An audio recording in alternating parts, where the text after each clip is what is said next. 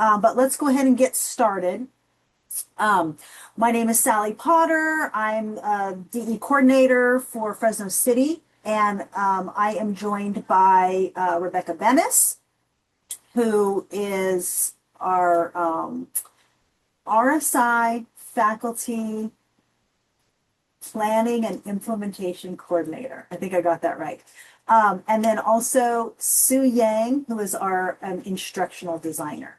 And we are here talking about something that's very important. We know that you all know that it's important, RSI, regular and substantive interaction. So let's go ahead and start going through. Okay.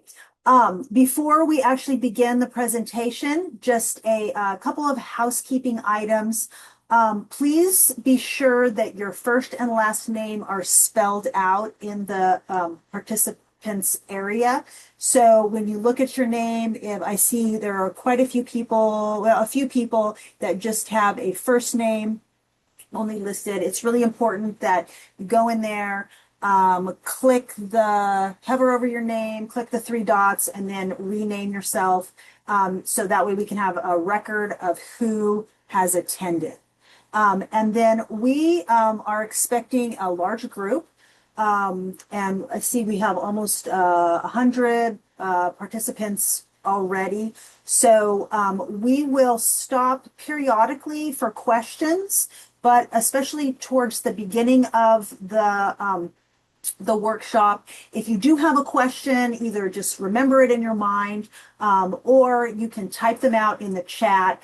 And for example, while I'm talking, Rebecca and Sue can answer, vice versa. And then if we stop, then we will address more questions. Okay. The agenda today is we're going to talk a little bit about why RSI is important. We're going to talk about the accreditation process, ACCJC, our accrediting body. We're going to go over the elements of the Fresno City College RSI policy, and then we're going to look carefully at the ACCJC DE rubric. That is the tool that the course reviewers, the visiting team uses to assess our DE courses. And then we're going to look at the course review process from the reviewer's perspective. We're going to do a little breakout room activity where you kind of think about your practices, think about ways that you can implement RSI in your course. And then we are going to end the session. We should have plenty of time for questions. And so that is what we're going to be doing this afternoon. Okay, Sue, go ahead. All right, thanks, Sally. So I'm going to start it off with explaining and going over why RSI, regular substantive interaction, is important, especially in online courses. And firstly, I just want to say it's primarily because of our students. In an online environment, students don't have the benefit of that informal face-to-face interaction, and we can't reference like facial cues or body language to gauge student engagement. And so the instructor presence and interactions um, in online courses really needs to be built in intentionally. And these structured interactions are what really helps the students feel connected to our course and to us, and really helps improve the online learning experience for our students. You hear us talking about our, having regular communication and timely feedback. Really, this is helping our students to understand our course expectations and to stay on track. But it also allows us to adjust our instruction if needed, to make sure that students are understanding the material. Um, when students know that their instructor is actively involved and that they care, they're more likely to stay engaged. and participate in the course. Students won't feel isolated, and they know that there really is an instructor present in the online course who is willing to support them. And so again, this is similar to the rapport that we build when we're in our face-to-face classrooms, whether it's coming to class early or staying late to answer student questions, we're there to support our students. So I want to remind you that RSI is not a one and done type of deal, even after this semester, or when our DE courses are evaluated in fall. It's something that we should continuously evaluate and reflect on, and improve in our instructional practices. Then, next slide, Sally. So I won't spend too much time on this slide, but it's something that we wanted to bring up as well too. When you look at the research for online courses, distance education courses, it consistently shows that having regular and substantive interaction, it has a significant and positive impact on student learning and outcomes. We've listed some studies here, but you're more than welcome to explore and dive deeper into this, into the research and literature as well too. But studies have found that when we have frequent instructor-initiated interaction, it's strongly associated with higher student engagement, improved academic performances, and increased completion rates then. And so I want to point out that some students in the research, some students have even highlighted how RSI has helped to promote equity as well too, because students have shared that having that structured and predictable interaction helps them to feel more supported and aware of available resources to them, rather than relying on the student to sort of self-advocate or reach out to us if they have any questions. Next slide, Sally. And I know we've heard this over and over. For those of you that have attended any of our trainings in the past, the second reason why RSI is important is because of accreditation. ACCJC is the accrediting commission for community and junior colleges, and is our accrediting body. They make sure that we are meeting standards of quality as a college, and that we're teaching what we say we're teaching. Again, as Dr. Almazri mentioned yesterday, accreditation also allows us to be eligible for and receive federal financial aid. Not only that, but it also allows our course credits to transfer to other institutions such as Fresno State and elsewhere. And so there are many things that are tied with being an accredited institution. Then, next slide. Just a brief overview about accreditation. We go through accreditation every 7 years, and a peer review team is assigned to review our institutional self-evaluation report, or ICER, and any of the information that we've presented to the peer review team on what we're doing, what we've accomplished, and everything. They look at 4 standards, but I'm going to specifically just talk about the second standard, especially standard 2.6, because this one specifically emphasizes the need for colleges to ensure that regular and substantive interaction is occurring in distance education courses. And so again, as we prepare for our upcoming accreditation review, it's important for us to understand not only the compliance requirements and ensuring RSI is evident in our courses, but also remembering that our students also want this and benefit from RSI.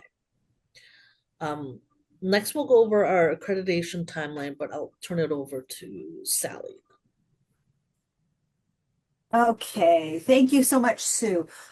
So this is an abbreviated version of our accreditation timeline. We kind of scrunched together what has happened in the past, and now we're focusing on the next couple of semesters. So for the past couple of years, as Sue stated, we have been in the middle of our accreditation process.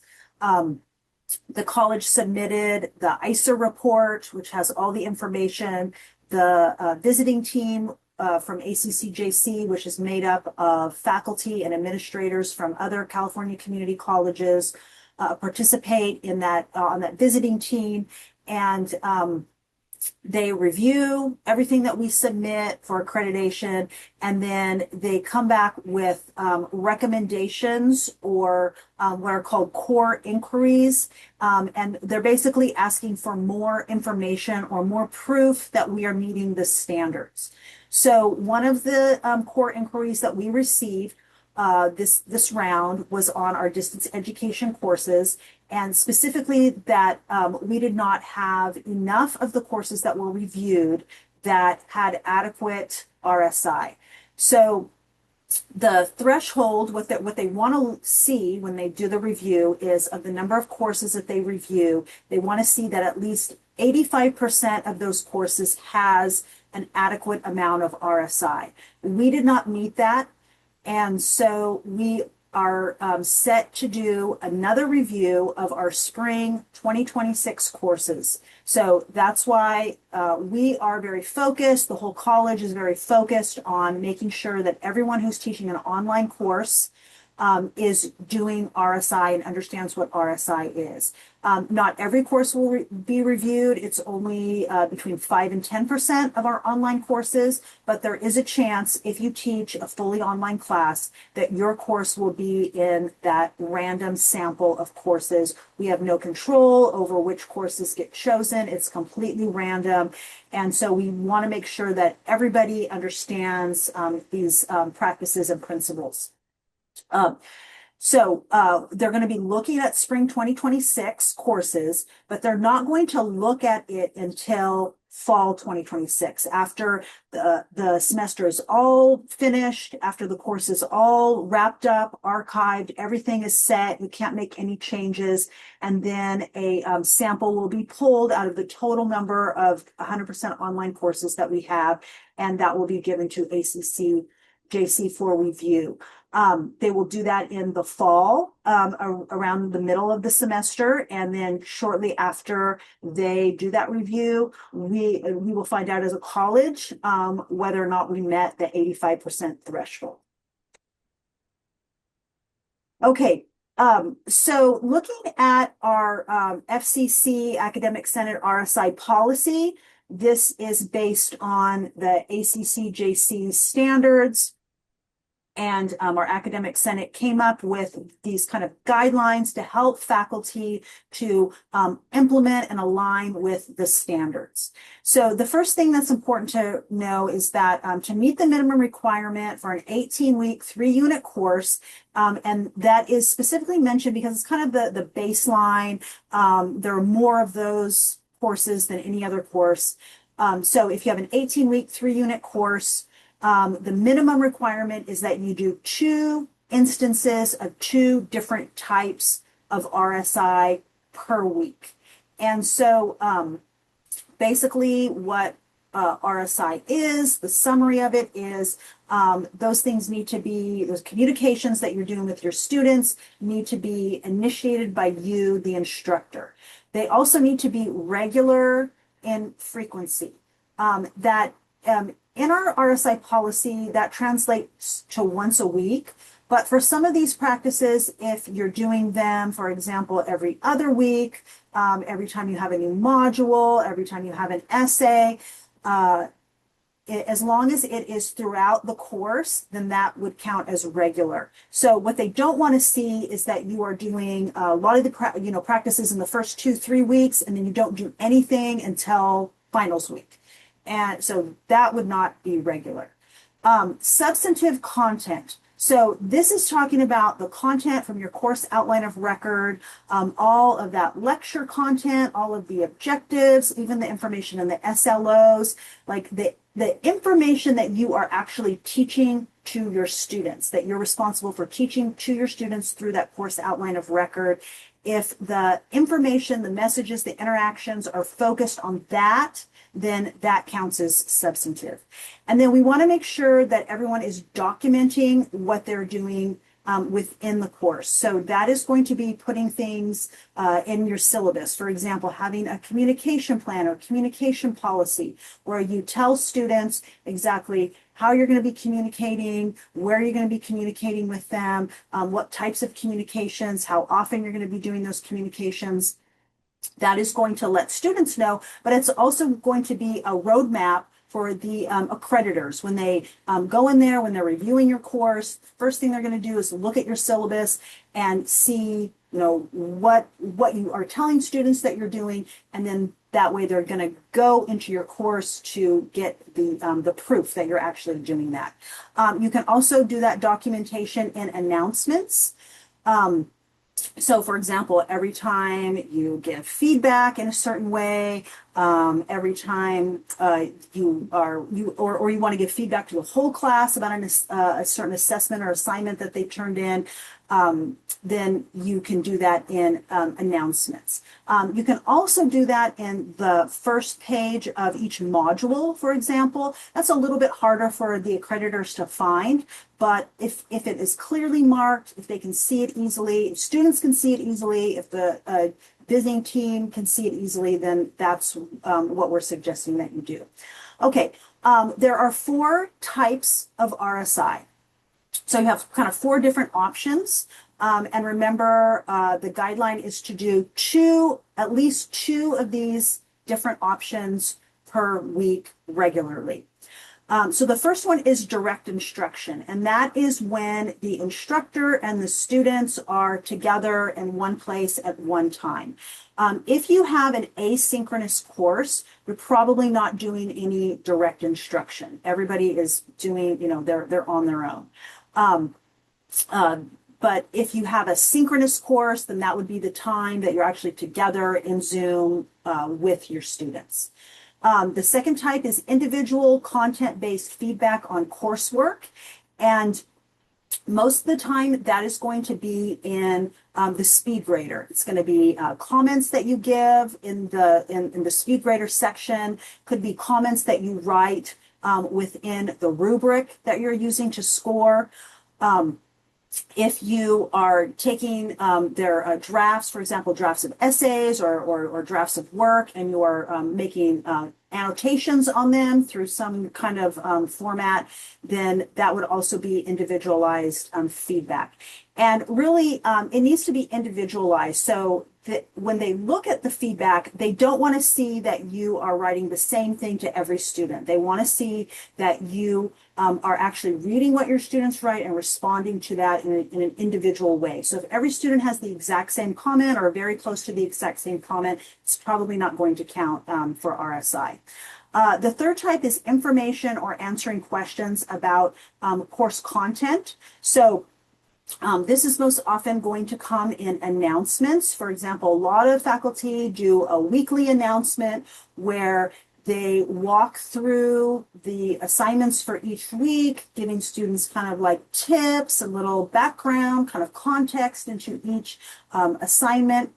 Think about what you would do if you're standing in front of a face-to-face class and you are assigning work. You're going to not just hand them a piece of paper or walk away without saying anything. You're going to kind of give them, some suggestions, what you mean by the prompt, what you expect to help them out. It could also come in the form of wrap-up announcements. So after the weekly work is all finished, the due dates are done, and you want to give clarification, or corrections or more information about work that you have assigned and scored in the past, then you can do wrap-up announcements. And if you make those regular, then that would count as RSI. The fourth type of RSI is facilitating group discussions. Um, that is really only going to be in those Canvas discussions. Okay.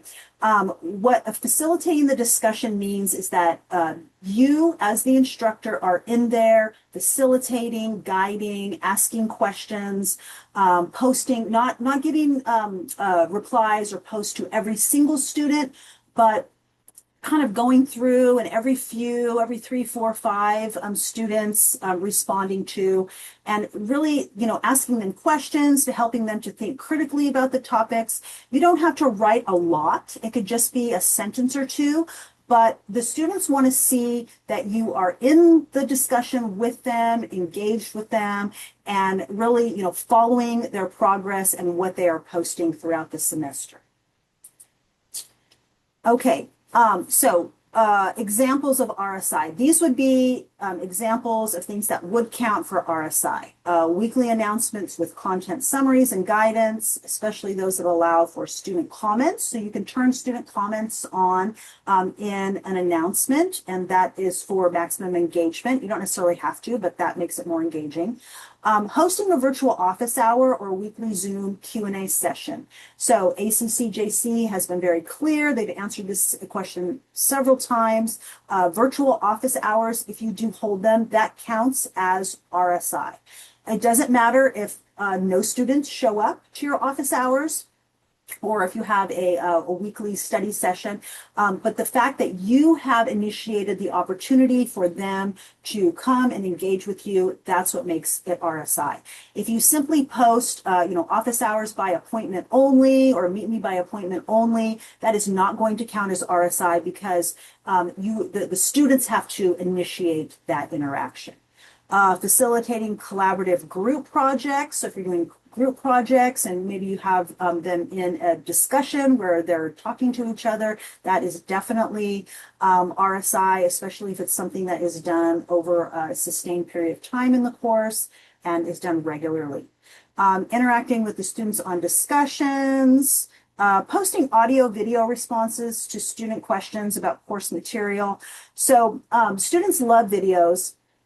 If you are posting announcements that are videos, or if you go into the speed grader and you post videos, comments to them, it does, for some people, it's quick. For other people, it takes a little bit more time, and you don't have to do every single student. But if you are doing that regularly and you're doing that for most students, then those video and audio responses are very powerful.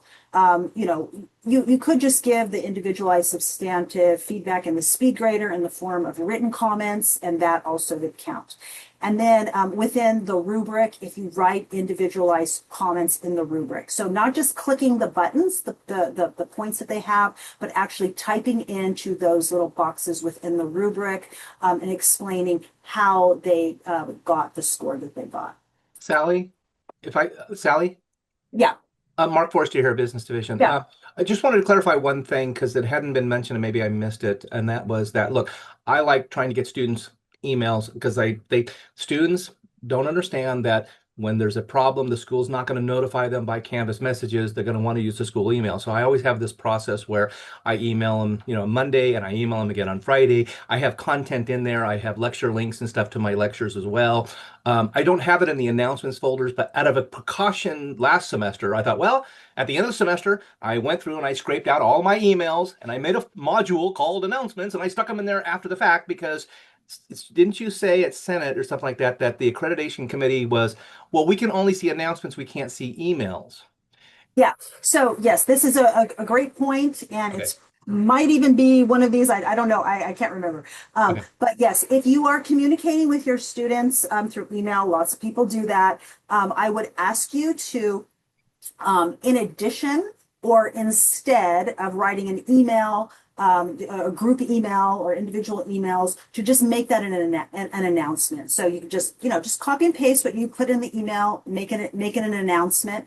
And then So let me clarify. And then that way you're covered. It's documented within your course. They cannot see anything that is outside of your actual Canvas shell. Right, but since don't have since it's going access to be to so their this is inbox. going to be after the fact. I'm not a big fan of announcements as a structure per se, but I could probably blend something together, which is because again, I'm a technology teacher, so I'm trying to get them to use emails on a regular basis, and my communications are all structured that way in very particulars. So at the end of the semester, I will do that. I will scrap it and stick it in the module. Now, what I can do is I don't mind doing this. I take something you said a little bit earlier, is that at the end of each week. I might do a small Zoom recording talking about the week, and I'll stick that in the announcements. It's not really an announcement, but it's kind of like the post-game analysis you said after the fact. This is what we've been learning this week, and and allow for people to then comment should they want to comment. Yeah, and then just to be clear, so Uh-huh. those two different type of announcement, kind of faux Right. announcement that you're doing and the wrap-up announcement, Mhm. those are the same type of Right. Yeah. No, I interaction. get it. Yes. Yes. So if you just do one, I then you got that one covered. Yeah. got it. Okay. So as long as Yeah. I So do, don't do both. right, Don't and do if it. I It's too and much if to I do both. place the emails in a module, then the committee can see it because it's just a module. I don't have to actually use the You announcement can, features. yes, Okay. I just glanced over at the chat. Someone said something like, what can they see? What view can they see? Can they see the speed grader? They have access to your course as a teacher, the teacher view. So Hmm. this is what you could do. You could take that module, put it at the top, don't Excellent. publish it so the students can't see it, but the ACCJC reviewers can see it because they can see unpublished modules. Sally, absolutely. That's exactly what I did last semester. Thank you. Okay, Okay. cool. Okay. So here's what doesn't count as RSI. The auto-graded quizzes with automatic feedback. Even if the automatic feedback is very extensive, it's automatic. It doesn't count. General non-academic announcements, things like due date reminders, things that, talking about events on campus, those kind of things. Passive content delivery. So this is, when you link a textbook reading, when you have, your pre-recorded lecture, when you're linking videos, when you're linking resources that are not interactive. Now, that doesn't mean that you shouldn't have those things. That is probably the core content of your course, of how you're getting the information to the students. But you just got to understand that you need to do RSI on top of that. And then, yeah, pre-recorded lectures for videos without the opportunity for student interaction. If you want to make it something that is more interactive, you can put those lecture videos in a discussion or an announcement and turn on the comments. And then that way the students have the opportunity to interact with that. Feedback that's identical for every student. So if you are just writing, great job, I love it, or, do better next time, or keep up the good work, or whatever, those generic comments that don't really address what the student says, that is not going to count as RSI. Also, feedback that's given so long after the due date that it's useless for the students. So, the feedback that we give, it really does need to be timely as much as possible. It needs to help the students to progress to the next step or skill that they're working on. And then feedback that focuses on format rather than content. So if you are, teaching a history class and you're making comments about their spelling and their grammar, those comments are not going to be substantive. However, if you're teaching an English C1000, that is part of the course outline of record is, accurate grammar and spelling and punctuation. So those type of comments would count as substantive. And then again, the invitation for students to meet you by appointment. Okay, so this is just we wanted to show you just what the rubric looks like really quickly. And Sally? Robert, I see that your Yeah. hand is On the left, raised. Yeah. on the left, Yes.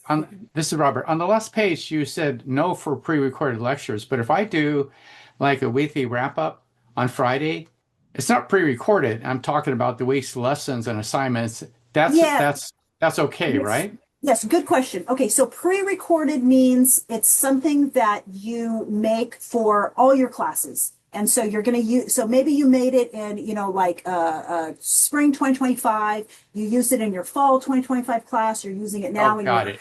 spring Okay. 2026 class, and you're using it to go on. It's not specifically for that group of students. Okay. A video that would count as RSI is where you take into account how the students performed, what the students did on a certain activity or assessment, and you are giving them feedback about that that's only relevant to that particular group of students. Got it. Yeah, That makes sense. good question. Thanks, Allie. Yeah. Okay. So again, these are the four, and we'll give you these slides so you can look at these in more detail if you'd like. But this just goes through the four types. So providing the direct instruction, and notice that there's a note there that says this method only applies in synchronous courses. That is why they're not looking at synchronous courses, or if we do have a handful of synchronous courses. If they are included in the pool, it's very easy for a synchronous online course to meet RSI, because when you are together with the students, that is automatically RSI. And then we've got the assessing or providing feedback on students' coursework. C is providing information or responding to questions about the content of the course or competency. So again, these are things that are probably going to be happening in announcements or other ways to get information to students. And then the last one is facilitating a group discussion. Okay, this is the top of what the DE assessment tool looks like. So you can see over on the left-hand side, the direct instruction, assessment and feedback, provides information and responses to questions, facilitates group discussions. Those are the four, okay? And so in order to be a pass, the course has to have 2 out of those 4. And then are those things done regularly? Are those things monitoring the success, and are they engaging the students? And both of those have to be true in order for it to pass. Okay, I am going to stop sharing, and Rebecca's going to take over and begin sharing, and I'm going to check out the chat because I see that there's a lot of activity going on in the chat, see if I missed anything.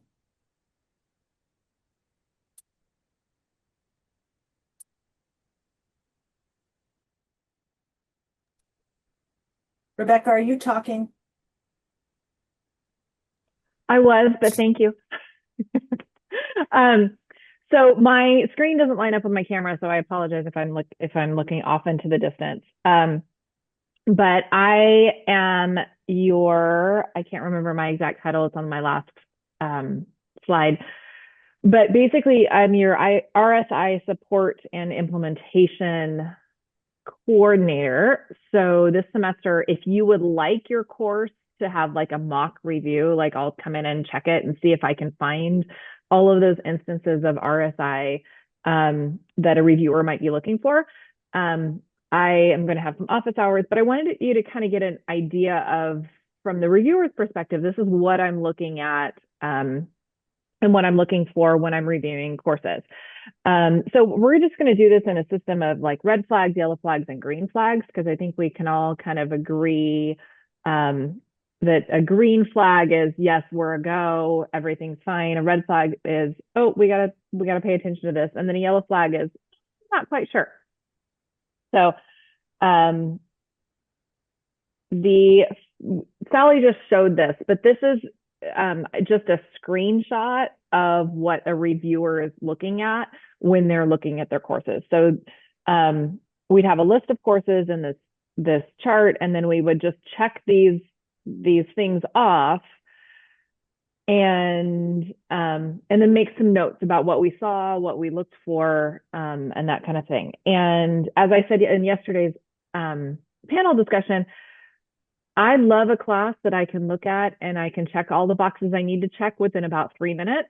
A lot of times it takes me a little bit longer. I'm spending 5-10 minutes. There's also multiple people looking at it, so it's not just one faculty reviewer. Each review team is made up of faculty and administrators. And so there's typically one of the administrators has been faculty at some point, so they're also looking at it.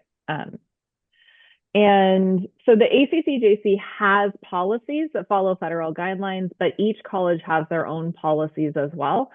And in the absence of a college policy, they just revert to the ACC-JC policy. So really, as a reviewer, I'm looking at what does the college say that they want out of RSI, and what does the college say meets RSI criteria, and how can I ensure and affirm that they're doing that.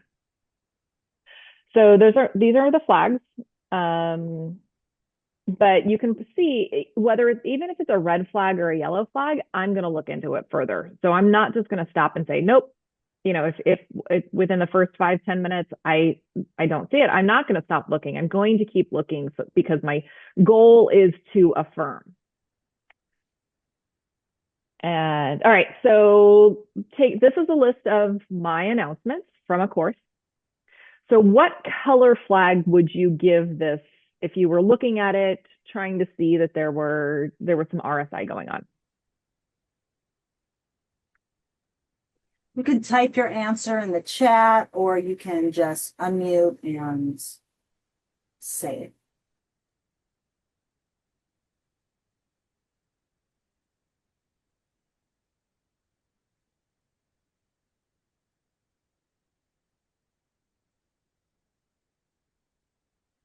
All right, I'm seeing lots of yellows and reds. I would probably give this a yellow, mostly because without clicking on these, I wouldn't know what's in them. So in those announcements, it says to-do list, but there might be more to it. So I'm going to click through several of the announcements, and you can see they're divided by weeks.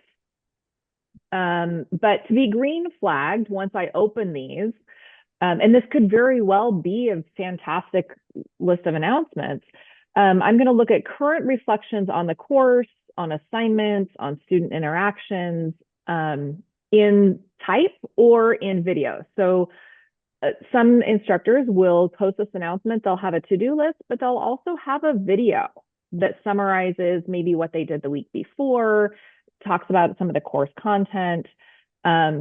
I'm going to look for things like current events, and I'm going to look for a clear instructor presence, because that clear instructor presence is where the interaction is coming in. Okay, so what about this list?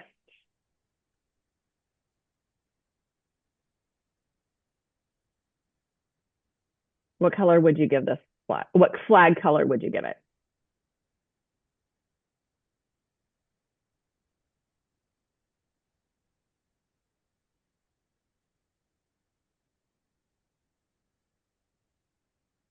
I'm seeing some red flags. I'm not sure.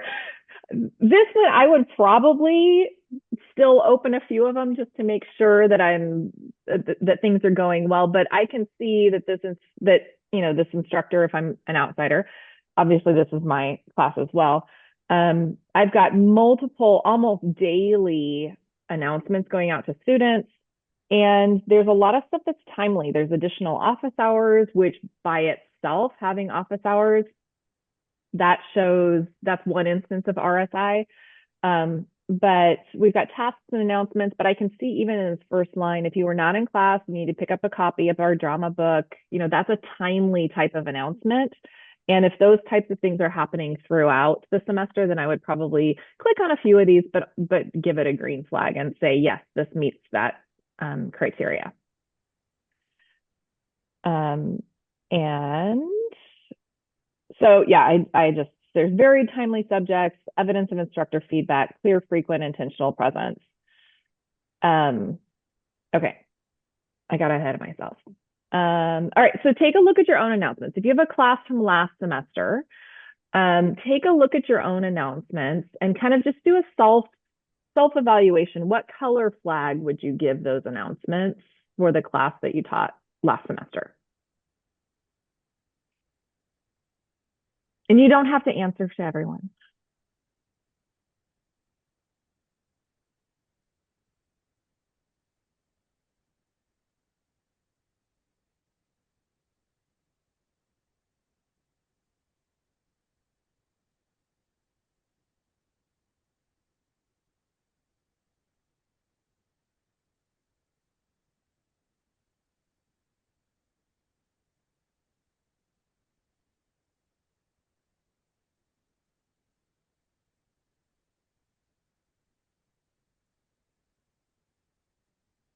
Okay, so I see some reflections there. I'm not going to ask you to expand, but it's just an opportunity to say, hey, what am I doing, and how would somebody else look at it?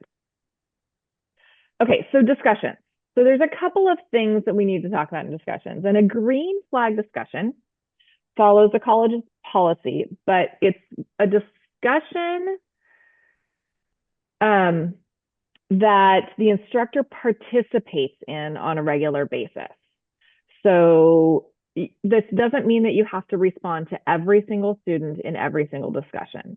What it does mean is that the instructor, to be a green flag, to meet that RSI, the instructor is clearly present in those discussions that they're having. So a yellow flag would be maybe that they are having regular discussions, but either the instructor doesn't participate regularly, questions aren't answered, or there aren't any discussions. So in that case, I'm not going to say that they absolutely don't meet RSI in other ways, but I am going to start looking to see what other ways those things are happening. So when I'm reviewing a course, I'm trying to very quickly say, yes, this meets RSI. So those, obviously, the first things I'm looking at are announcements and then this discussion board, because those are really quick, easy ways for a reviewer to jump in and say, yes, this meets RSI. I'm going to get out of this class and move on. So the discussion boards, just because I say, it's the RSI isn't happening in the discussion board, that doesn't mean that they're not meeting it in other ways. So I just want to kind of make that caveat. So I have this note on here. One kind of way that it feels like cheating, but I'll get the instructor's name off of the syllabus and then type it into the search bar in a discussion board. And then it'll pull up all of the instances where that instructor has participated, and I could really quickly see instead of having to scroll through the whole discussion. So any questions on discussion?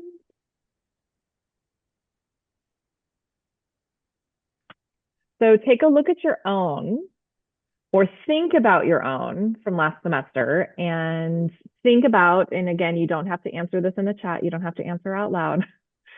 This might be a rhetorical question, but think about whether your discussions would be green flag, yellow flag, or maybe you don't have discussions and you do RSI in some other ways.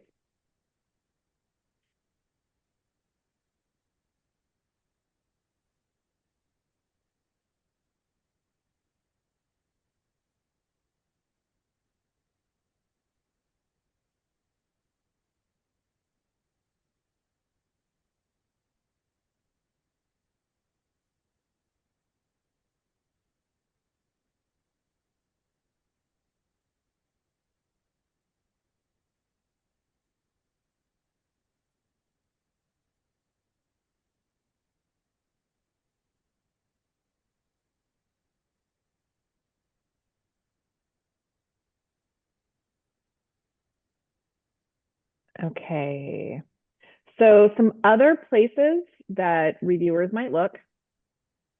The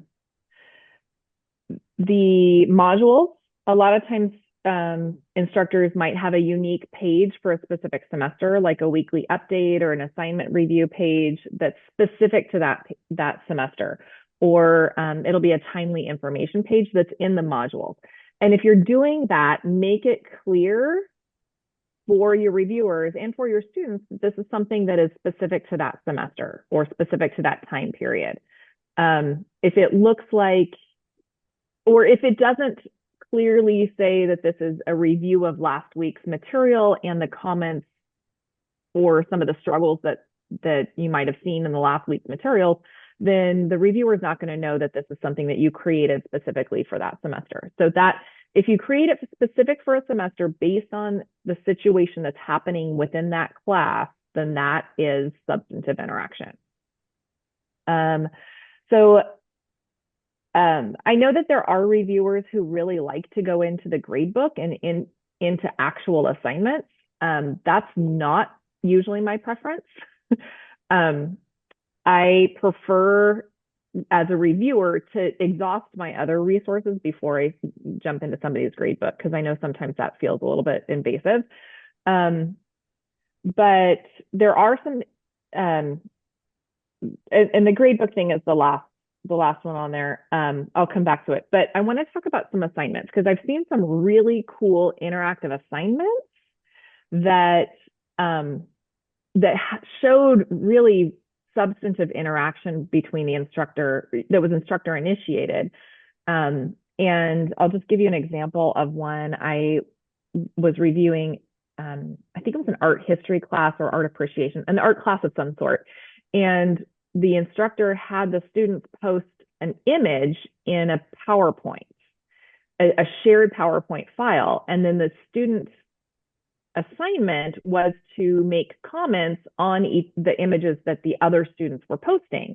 But the instructor was inside the PowerPoint, also interacting with the students with comments.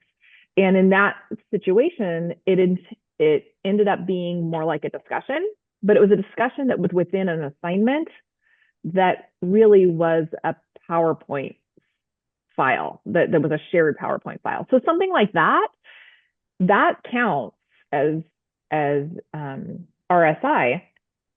And as long as it's clear to a reviewer, like, this is your interactive assignment for this week, or this is where our discussion is happening this week, that might be something different than the actual Canvas discussions, the reviewers are going to see that. And if you're making it clear to your students, it's going to also be clear to the reviewers. So you can get creative. You're not stuck with just the tools that are within Canvas. You can get creative as long as it's clear that that's where those things are happening. The syllabus, there are some third-party tools. So after I've taken a look at what I can see within Canvas, if I can't check off enough boxes, I will check the syllabus and say, okay, what's the communication plan? Where is the feedback happening? Where is the interaction happening? Does the syllabus indicate some other place where that might be happening? So if you are using a third-party tool where there's more interaction, it's not going to be visible to the reviewer. They generally can't be considered unless there's a whole lot of abundant information in the Canvas course that the feedback's happening. So if maybe you're using some third party, maybe you're using Turnitin. Yeah, that's good. Over here. Maybe you're using Turnitin as your feedback mechanism. Every time you grade something or you give feedback in Turnitin, send an announcement to the class and let the class know that all the feedback is there and ready to go. Because then the reviewer is going to be like, oh, okay, I can see that there is some regular feedback happening. It's just outside of what I can see. And okay, so let's talk about gradebooks. So this is my least favorite. If you saw this gradebook, what color flag would you give it?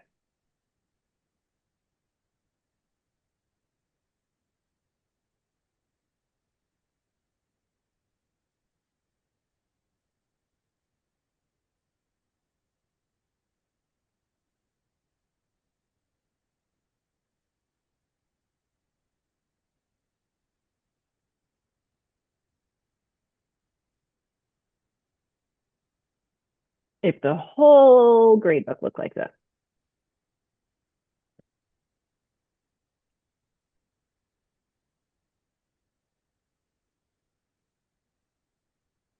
If the whole gradebook looked like this, I would probably give it a yellow flag. Some things to look into.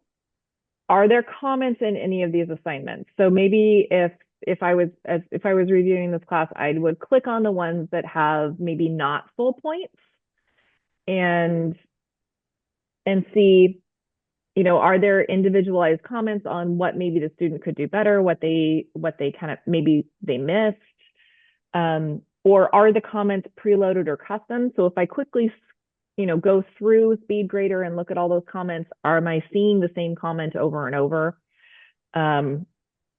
Or are there other graded assignments that might show more attention, more feedback? So these are all pretty low point reading comprehension quizzes.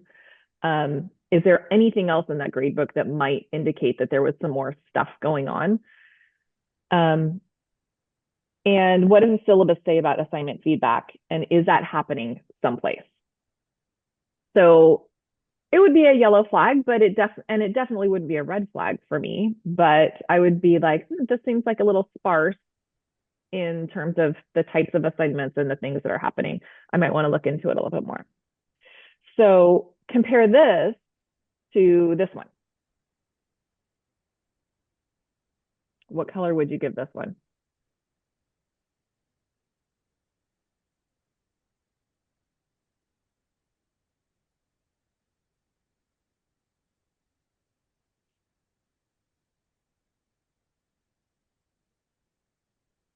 Most of you are saying green.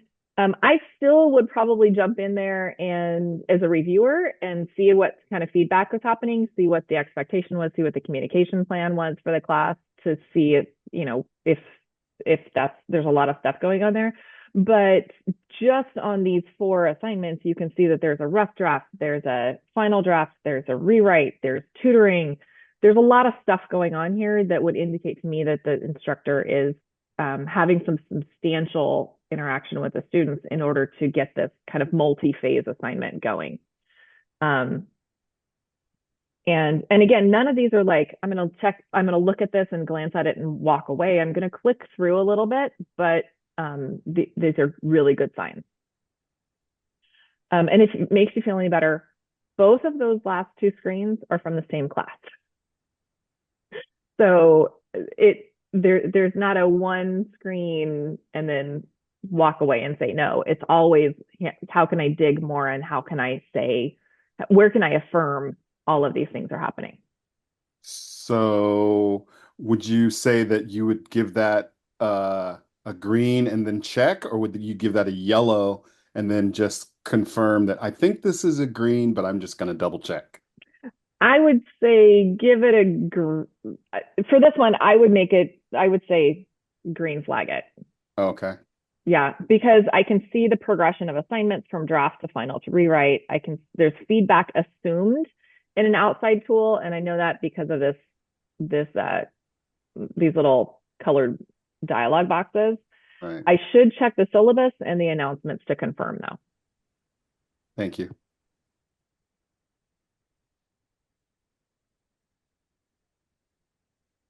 And then think about your own grade book. Think about your own speed grader comments. Are they, and you don't have to answer. This is rhetorical, this is self-analysis. Would you give your grades, your grade book, a green flag, a yellow flag, or a red flag?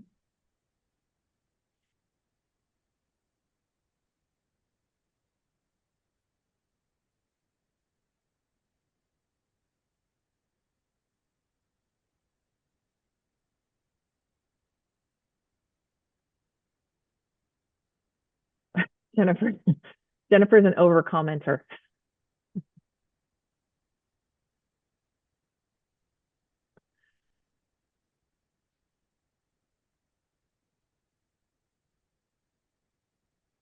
Okay, so what reviewers can't see, and we talked a little bit about this, or I think I talked about it yesterday. It seems so long ago. We can't see inbox messages. So if you're sending a message to all the students that scored, less than 50% on an assignment, then I can't, as a reviewer, wouldn't be able to see that. If you sent an announcement to everyone and said, anybody who scored less than 50% needs to go back and redo the assignment. The announcements I can see, the inbox I can't. I can't see emails. I can't see third-party tools like publisher products. But those are that's if those things are happening, the reviewers aren't going to say you can't do those things. It's just show me some other way that you're meeting that regular substantive interaction.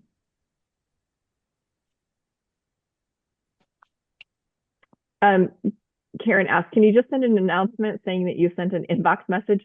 You could send an announcement to the class saying everybody who needs to rewrite has been emailed. You need to check your inbox.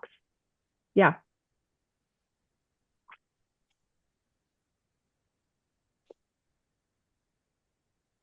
I see a hand raised, Michael. So what if, and is it acceptable, every Monday morning, I have a weekly announcement to kick things off, but it's at the same time, it's on the same day, it falls on every Monday. Is that okay? Is that acceptable, or is that one form of RSI? Am I meaning that? It probably depends on what's in that announcement. If it's simply a list of things that they're going to do that week, then I wouldn't consider that. Might be regular, but that's not substantive. If it's an announcement where you are talking about maybe some of the struggles that students had last week, or you're talking about the course content that's specific to the week coming up, Yeah. and if it's something that is timely, I would say yes. One of the things that I really like to see is if you're doing those types of announcements, start them out with I don't know. I do video announcements and where I do a video walkthrough, and the beginning of my video will be welcome to week 7 of spring semester 2026. These are the things we did last week. These are the things that we need to keep working on, and make it obvious that it's specific to that semester. And that'll count as long as it's got some content to it and it's not simply a So list of things to do. so basically, just my announcements are fine, but just make it a little bit more personable. Like if I was a student reading it, what would I want to hear? Just kind of okay. I got what you're saying. Thank you. Yeah, and so that really the goal is that the student knows that there is a real live human being interacting in their class on a regular basis. And it's not an automated, let's set this at the beginning of the semester and then I never have to touch the class again. That's not going to meet RSI. So I'll give you an example. I went into a class one time, and they had the weekly announcements, and the instructor clearly had fall and spring announcements preloaded into the class that they copied every semester, and they just changed the release date. So you could see it was like a spring course, but I could also see all of the fall announcements, and the 2 semesters worth of announcements were set to release at specific days and times. And there was nothing that was timely to that specific semester within the announcements. And in that case, I could not say that there was regular substantive interaction because it was all preloaded. But if the instructor is going in there and maybe you do have some preloaded announcements that are going to be released at a certain day and time, if you can go in and make sure that they're specific to that semester's content, the students who are taking and doing the work that semester, then that works. That does meet it. So sometimes there's a little bit of digging that you have to do in order to say yes or I can't find it. Let me jump in really quickly and this is kind of like a guideline that you can kind of use. If the message, if the announcement, if whatever you're giving, if it is something that you could have created or you did create before the first day of the semester, before the semester started, that you have that you could have made before there were any students in the class, then it's probably not RSI. If it is a kind of a communication or interaction that you could only have created once the students are in there, they're working, they're submitting things, they're going through the course, then it probably is RSI.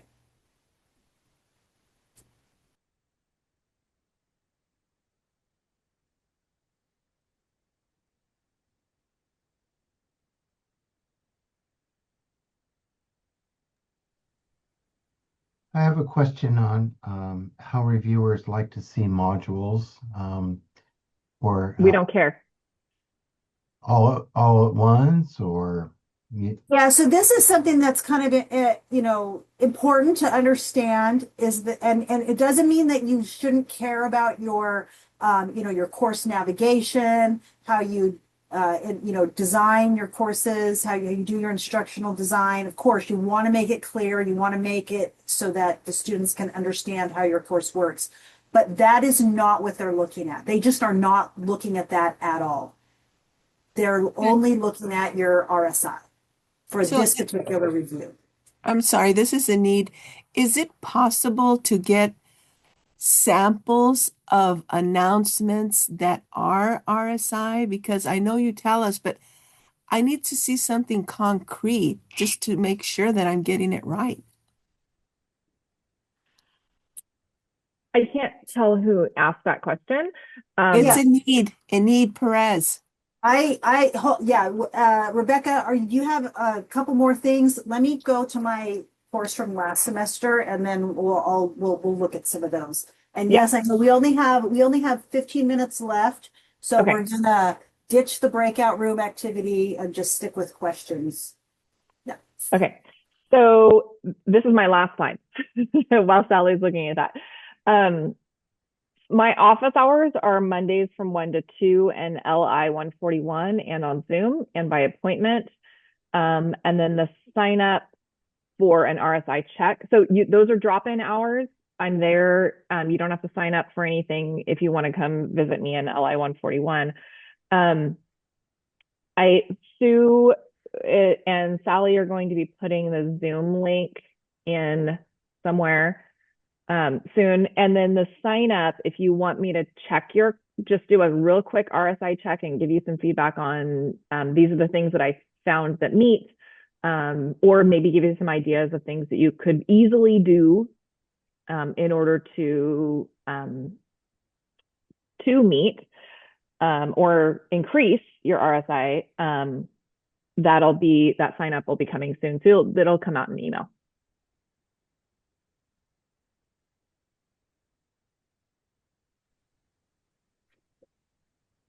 Okay, done, Rebecca? Yeah, I'm done. Okay. So I'm going to stop sharing.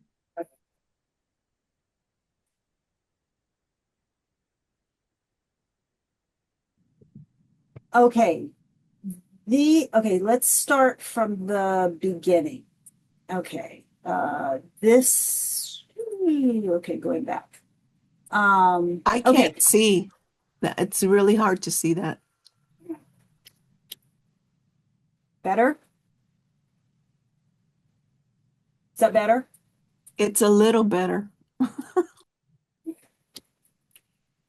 Okay, so we'll click into some of them. So because this is not just only the view that they will have. So this is going back to August 7th, right before the semester started. Here's the welcome. Here's week 1, virtual office hour, week 2, check your grades. Info on dropping classes, virtual office hour. There's my past tutor. Week 3. Okay, so let's take a look at this one. Okay. So this is not a super long announcement. I do have my video here. So let's see. Hi everyone. I hope you had a great first 2 weeks of the semester. So far, we've looked at linguistics from a 30,000-foot view, getting a very general overview. Now it's time to start getting into the details.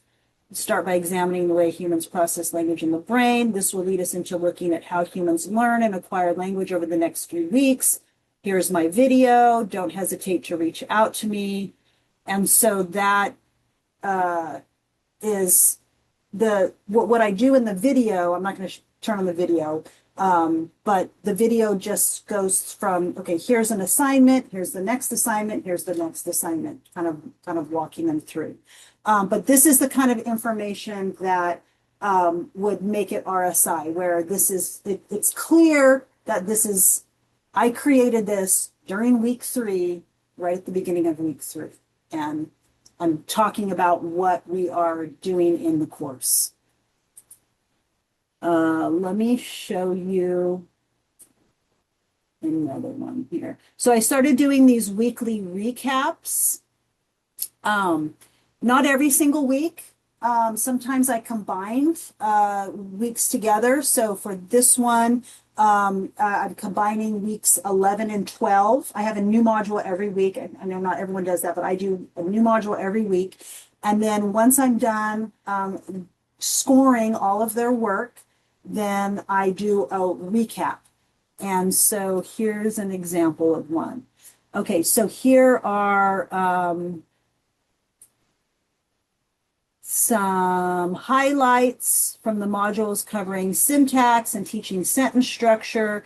And then I just go through each assignment. Here's a problem that you had with the quizzes, another quiz, and then just talking about each quiz. So these quizzes right here are all auto-graded quizzes, okay? And then we have a discussion, but I'm still commenting on them. And then I'm talking about the discussion and some things that they shared on the discussion. And then this is towards the end of the semester, so I have a cute little picture. I mean, that's not really RSI, but I just happened. So yeah, so does that help? Yes. Let's see, any other questions?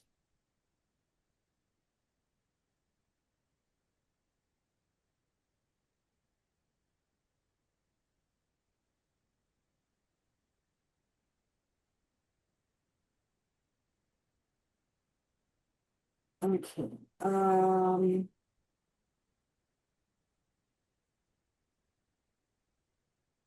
Yeah, so Sylvia, I kind of hear your frustration. This is a newer requirements, newer regulations. And because we are sort of playing catch up, trying to meet those requirements, that may be why it feels a little bit like that. Daniel, I see your hand up. Go ahead. Yeah, this pertains to something that Rebecca mentioned earlier about a reviewer being able to see the origination date of a page. For example, like my home page, I update that every week. But what I do is I just copy it from one semester to the next, but I go in and I edit each home page.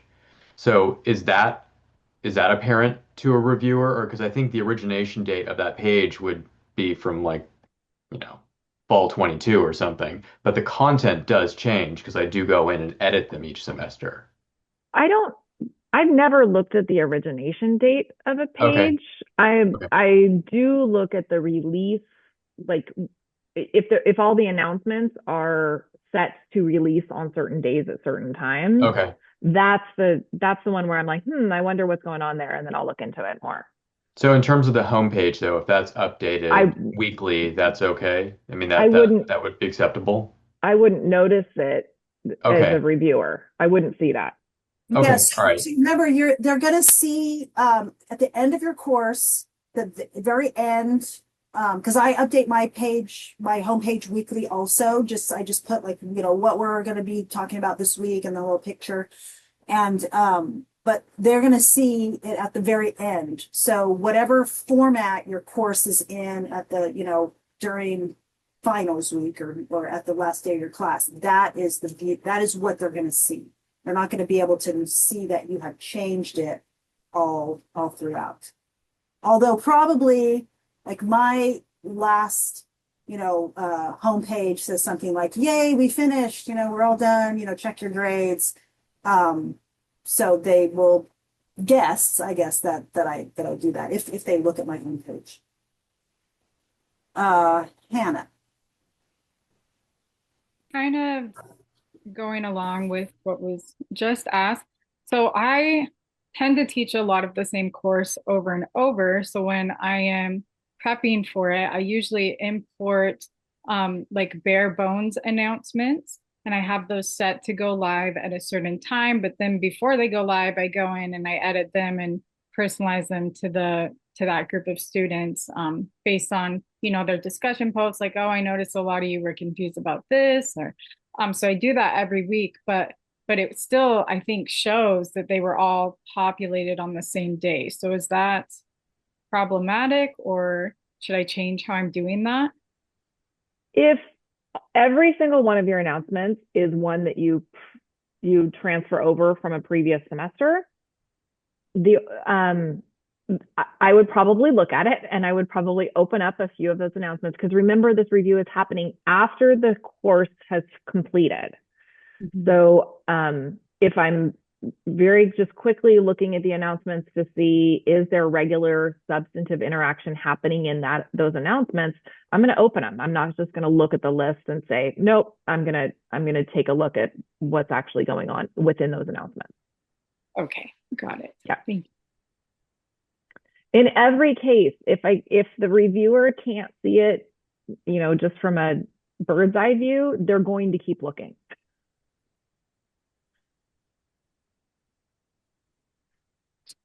Karen has a question here, and I just wanted to follow up with this. So, showing one of your announcements, I think that means my announcements with grades and feedback. And so I don't know if I necessarily have, other than the announcement that I just showed that kind of wraps up, you know, what kind of gives like general comments about each one of the assignments that they did, the recap. I don't have that. It doesn't mean that it's not a good practice to maybe every time you, oh, Karen, go ahead. Hi, Cara here. I was asking because I saw you did have one. You said, okay, I've graded the assignments and given the feedback, but that was the announcement title. So I just wanted to see what your content was, so I just could get a better idea of what your wrap up was. You had a couple of weekly wrap ups that you showed. I just wanted to get a better idea so I can, you know, have a better format so I can start using that.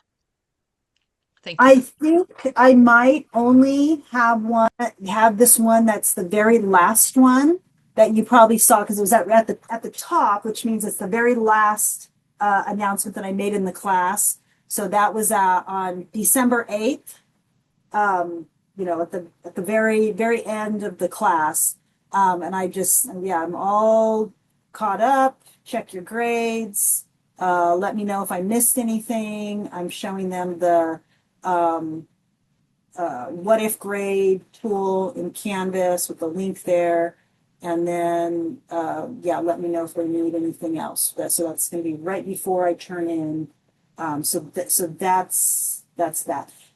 You know, I think it would also be probably a good practice to, especially if you have like a unit, you know, maybe like a culminating assignment, a research paper, or some bigger project that has, you know, a lot of points, and then you finish grade, you know, it's a major grade for the class. You finish grading that, and you just kind of post this in here, you know.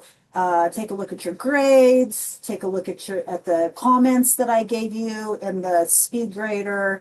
You can even link with the Canvas guide how they can view those comments in this speed grader. That makes them much more likely to be able to see what, you know, your comments that you wrote. That if you do that regularly, that's a really good practice to do. So hopefully that answers that question. I've got an example pulled up if you want me to. Oh, okay. Yeah, go for it. So this was from last semester.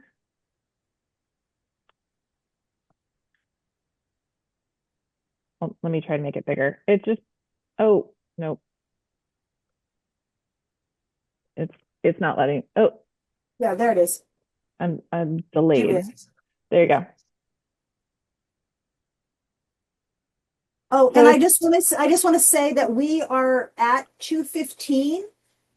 So if you do have to, you know, leave to go to the next session or leave to take a break, we understand, but we'll be here for a couple more minutes answering these last questions.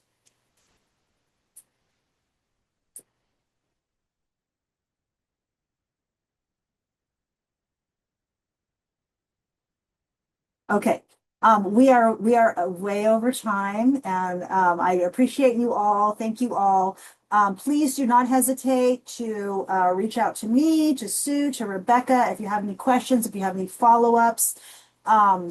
And then be on the lookout. We're going to be sending out the registration link for if you would like to get your course. You can have your fall course or this spring current course reviewed for or checked for RSI.